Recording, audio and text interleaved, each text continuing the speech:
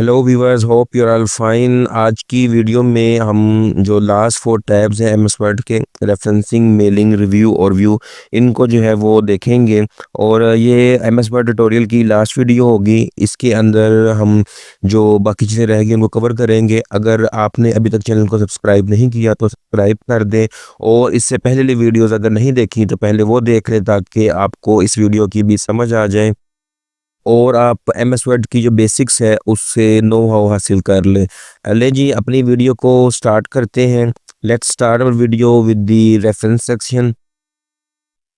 सबसे पहले जो है आपका यहाँ पर हम बताते चले कि रेफरेंसिंग, मेलिंग, रिव्यू और व्यू, ये जो 4 सेक्शन है ये मोस्ट कॉमनली यूज सेक्शन नहीं है। ये बहुत रेयर यूज़ होते हैं। इनमें एक दो फीचर हैं जो कॉमनली यूज़ होते भी हैं, लेकिन बाकी जो फीचर्स हैं, ख़ासतौर पे रेफरेंसिंग का जो फीचर है वो related to research and development है।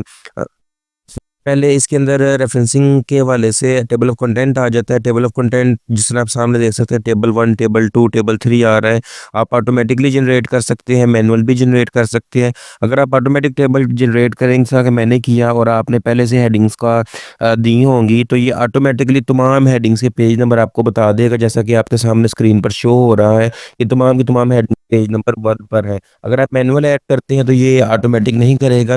इसी तरह अगर आप बाद में किसी हेडिंग का पेज नंबर चेंज भी हो जाता है, जैसा मैंने किया, तो अपडेट करने के बाद ये ऑटोमेटिकली पेज नंबर चेंज कर देगा। जिस तरह की हेडिंग 1.4 और 1.5 को मैंने सेकंड पेज पर शिफ्ट किया तो उससे क्या हुआ है, ये ऑटोमेटिकली अपडेट हो गया है। टेबल ऑफ कंटेंट को आप यहाँ से क्रिएट कर सकते हैं, अपडेट कर सकते हैं। उससे जो नेक्स्ट ऑप्शन है वो रेफरेंसिंग है। जिस तरह मैंने बताया कि रेफरेंसिंग जो है वो रिलेटेड टू रिसर्च है, बुक राइटिंग है, या कोई भी ऐसा काम आप कर रहे हैं जहाँ पर आपको कोई रेफरेंस ऐड करने की ज़रूरत है related to website, related to general, तो यहाँ से आप जो है रेफरेंस ऐड कर सकते हैं। इसके लिए आपको एक सॉफ्टवेयर मेंडले जो है वो अटैच करना पड़ता है। मैंने पहले से किया हुआ है। तो जब आप इसको अटैच कर लेंगे तो इस तरह से ये रेफरेंस जो है वो आपके सामने आ जाता है इन टेक्स्ट के अंदर, और लास्ट के ऊपर इसकी पूरी की पूरी आप लिस्ट भी क्रिएट कर सकते हैं। मेंडले का इंट्रोडक्शन मैं कोई अदर वीडियो में दूंगा आपको। फिलहाल मैं आपको रेफरेंसिंग लिस्ट का बता दूं कि यहाँ पर जैसे ही आप रेफरेंसिंग लिस्ट जो है वो ऐड करना चाहें तो आपको इंसर्ट बिब्लियोग्राफी का ऑप्शन ऊपर से जाकर सेलेक्ट करना है। तो यहाँ पर आप उसके बाद पूरी की पूरी जो लिस्ट है, चाहे वो 10 रेफरेंस हो चाहे 100 रेफरेंस हो, वो यहाँ पर क्रिएट हो जाते हैं। अमूमन इस तरह से रेफरेंसेस आप रिसर्च आर्टिकल्स और बुक्स के एंड पर देखते हैं।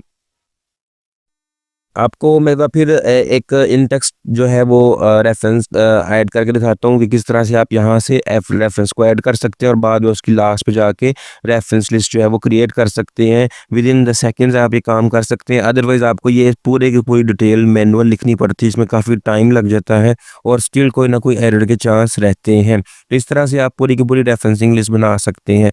उसके बाद इस टैब में कोई ख़ास ऑप्शन नहीं है यूज़ करने के बेसिक्स के हवाले से।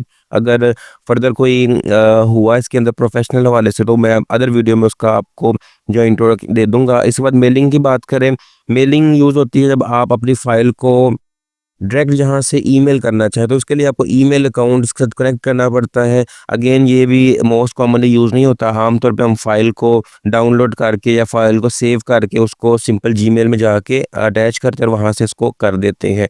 उसके बाद रिव्यू का ऑप्शन है। यहाँ पर जो मोस्ट कॉमनली यूज फीचर है वो स्पेलिंग एंड ग्रामर का है। ये जो आप मेरे सामने रेड में देख रहे हैं, चूँकि मेरा फीचर ऑलरेडी ऑटोमेटिक ऑन है, तो ये साथ साथ बताएगा कि कौन सा स्पेलिंग गलत है और कौन से नहीं। जैसे ही रेड आए आप इस पर राइट क्लिक करें तो आपको करेक्ट स्पेलिंग के काफ़ी से ऑप्शन मिल जाते हैं। अगर आपका फीचर ऑन नहीं है तो आप इसको यहाँ से आकर ऑन कर सकते हैं, या पूरा का पूरा डॉक्यूमेंट लिखने के बाद जब आप इसको प्रेस करेंगे तो इस तरह साइड बार में आपको रॉन्ग स्पेलिंग शो हो जाएंगे, जिनके थ्रू आप अपने डॉक्यूमेंट की स्पेलिंग जो है वो ठीक कर सकते हैं। इसी तरह से आप इसके साथ ग्रामर को, डिक्शनरी को लिंक कर सकते हैं, ट्रांसलेट कर सकते हैं, लेकिन ये मैंने अगेन बताया कि ये इतने ज़्यादा यूज़ नहीं होते। उसके बाद ऑप्शन है न्यू कमेंट का।